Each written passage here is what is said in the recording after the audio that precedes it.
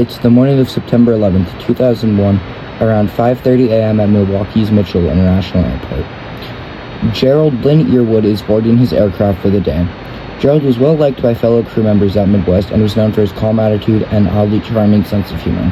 He was born on July 6th of 1961 in Corpus Christi, Texas. He graduated from Oklahoma State University and was hired by Doss Aviation in 1984, before being hired by Midwest Express. His first officer that day was Eric Flickenstad. Unfortunately, not much information about Eric is known. The aircraft that day was 22-year-old McDonnell Douglas DC-9-30, registered N207ME, built for Garuda International as their PK-GNX and bought by Midwest Express in 1995. On board the flight that day was 3 cabin crew members and 30 passengers. The flight departed Milwaukee with the destination of New York LaGuardia at around 6:30 a.m., perfectly on time.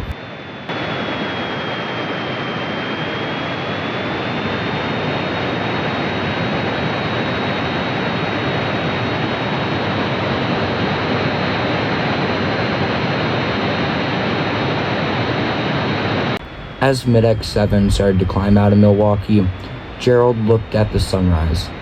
He recalled it in a later interview post 9/11 as one of the most beautiful sunrises he's ever seen.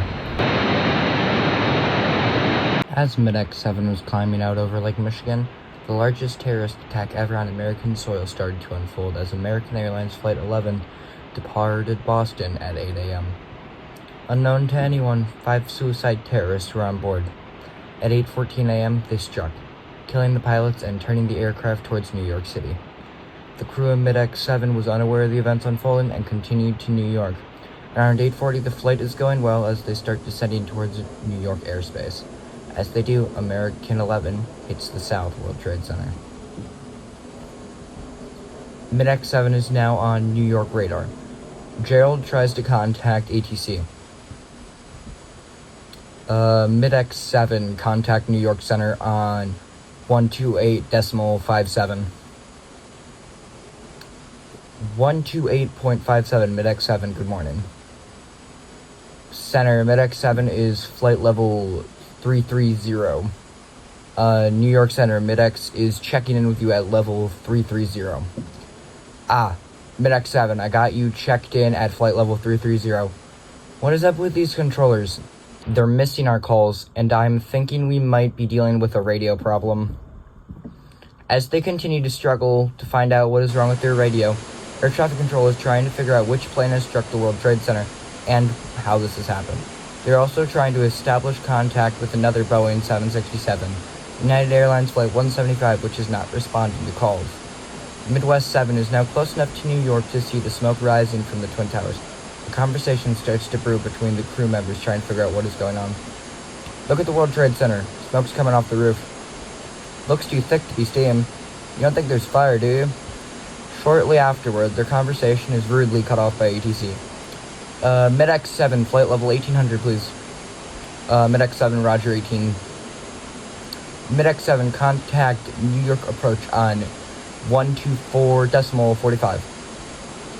As they head off to LaGuardia approach, unknown to them, the United 175 is heading full speed towards New York, and as it happens, straight towards them. Mid-X7, continue the arrival and expect the expressway visual approach to runway 31. Mid-X7 expecting expressway visual approach runway 31. Due to the smoke rising from the burning South Tower, the crew decides that it would not be safe to continue to runway 31. I'm gonna let this guy know we can't keep a visual on runway 31. Approach Mid-X7. Approach Mid-X7. What is wrong with these controllers this morning? New York approach, do you read me? Neither of the two pilots is aware of the oncoming danger as ATC realizes that United 175 is mere seconds from collision with Mid-X7. Mid-X7, are you with me? Mid-X7 is with you out of 7 for 4,000. Roger, Mid-X7, turn left now, 240 degrees now, as quick as you can. Eric starts a 30-degree turn, unaware of how dire the situation is. The ATC, seeing that they are not clearing quickly enough, yells back at them, "Left turn, Mid-X, left turn." Eric starts turning past the maximum bank angle of the DC-9, trying to get the hell out of the way. Mid-X7, tighten it up, roll left, now. Gerald, seeing how tightly Eric is turning the aircraft, yells for him, "Keep it at 45 degrees." Eric is turning the aircraft past 60 degrees, entering a risk of a high-speed stall. However, knowing the seriousness of the impending collision, he needs to keep it over 45 degrees to avoid the oncoming collision. He starts to try and level the aircraft. However, United 175 turns, aiming for the World Trade Center, putting Mid-X7 right in its path for the second time in under 30 seconds. Air traffic control, seeing this, yells for Mid-X7 for a second time. "Roll right, Mid-X. Roll right as hard as you can." Shit, Mid-X7 is coming in right. "Keep it tight, Mid-X. Roll right, now. Where is this guy?" The aircraft banks right, throwing anyone or anything not strapped down. One of the flight attendants calls the cockpit, trying to find out what is happening. "What in God's name is going on up there? You're tossing us all over the place. Everything all right?" Eric, who clearly has his hands full, snaps back before slamming the phone. "Can't talk right now." United 175 screams past them, believed to have missed them from anywhere from 300 feet to as little as 30 feet. With the conflict cleared, it seems that the nightmare is over. Mid-X7, turn right and proceed direct LaGuardia. Roger, turning right. Gerald is cut off by a U.S. air flight with a terrifying message. "Approach, we just saw an aircraft hit the World Trade Center." Roger. The crew looks out the windows, hoping that this isn't true. Unfortunately, they get a bird's eye view of both towers burning. Eric takes out his camera and snaps a few photos. Eric, now realizing the danger, decides to make a desperate decision. "Keep everyone seated for the remainder of the flight. Absolutely no exceptions." New York approach. Mid-X7 is unable to maintain visual contact with LaGuardia. Air traffic control continues checking in with them every 2 minutes, keeping a close eye on all flights. Deciding that he would rather take the risk of landing at LaGuardia than getting hijacked, Gerald decides to land at LaGuardia on runway 31, which would turn out to be the best move as he landed the DC-9 smoothly at LaGuardia. Mid-X7, pull up to the taxiway Bravo and hold short of Echo. Mid-X7, you may want to shut down your engines because you're not going anywhere for a while. Gerald decides to let his passengers know as so they don't start to panic. Ladies and gentlemen, there appears to have been some sort of emergency in New York and all air traffic has been grounded. We will get you to a gate as soon as one becomes available, but it is out of our hands at this point. Please stay in your seats and feel free to use your cell phones. As they sit on the tarmac, the two pilots stare at the burning buildings.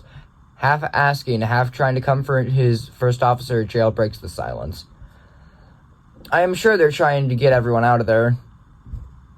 "Yeah, but the damage is too high. That tower will burn for days before they can get the fire under control." After a long while, they pull the aircraft up to the gate. Gerald leaves the aircraft to contact his wife about what has happened, only to see 3 missed texts.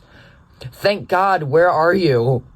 "I'm in New York." Other crews from other flights began gathering around him, hoping for good news. "Oh my God, another one just hit the Pentagon. I love you, I have to go." Hearing this, he starts dashing towards his aircraft, where his crew is preparing for the return flight to Milwaukee. "Get your stuff and get off the craft now.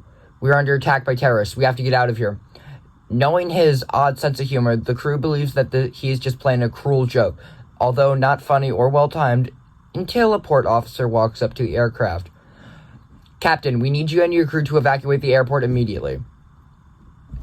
Now, to understand how they banked the aircraft almost double its design limit, the DC-9 has 2 engines mounted at the rear of the aircraft, and not under the wings as most twin jets do. This allowed for much better control of the aircraft and made it possible for them to recover from the dive. To show how much of an impact their flight made, Mid-X7 had a total of 35 people on board. United 175 had 65 people on board. If the two had collided, the unskilled hijackers of 175 would not have been able to control their aircraft, likely crashing into downtown New York and not only killing everyone on board both aircraft but hundreds on the ground. Without the second aircraft hitting the North Tower, more people would have died in the South, thinking it would stay stable and not knowing of the danger. Gerald and Eric flew Midwest Express Flight 007 back to Milwaukee with a dozen or so Midwest crew members stranded in New York due to the airspace being closed. While on the runway, they had to return to the gate after a bomb threat was posed against the aircraft. After they were cleared, they depart New York as the first civilian airline allowed to fly since the attacks. A pair of F-15s followed the DC-9 all the way back to Milwaukee. As they leave the airport, the lone volunteered controller yells out for them, "Let him hear you, Mid-X, and have a safe flight."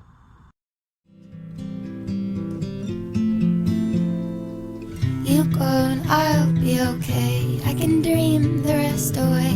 It's just a little touch of fate, it'll be okay. It sure takes its precious time, but it's got rights and so have I. I turn my head up to the sky, I focus one thought at a time. I do not let